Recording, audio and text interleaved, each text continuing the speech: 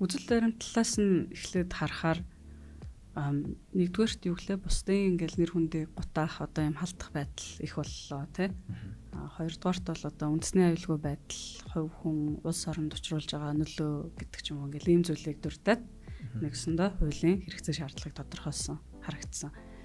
Тэгээ надаа эндээс эхлээд жоохон учир дутагдaltaй санагдсан л да. Яг зөвхөн бусдын нэр хүнд үндэсний аюулгүй байдлаас болоод бид нарт хэвлэлийн эрхчлөөний тухай хуулийг шинжлэх шаардлага бий болоод байгаа юу?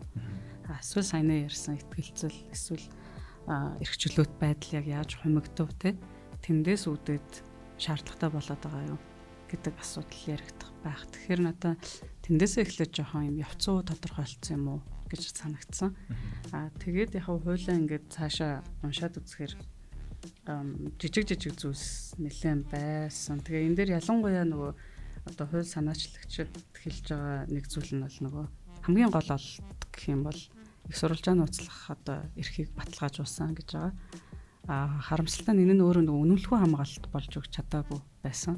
Одоо их сурвалжаа нууцлах хэрэгтэй гэж хуулинд ороод ганц өгүүлбэр хамгаалалт болох уу те.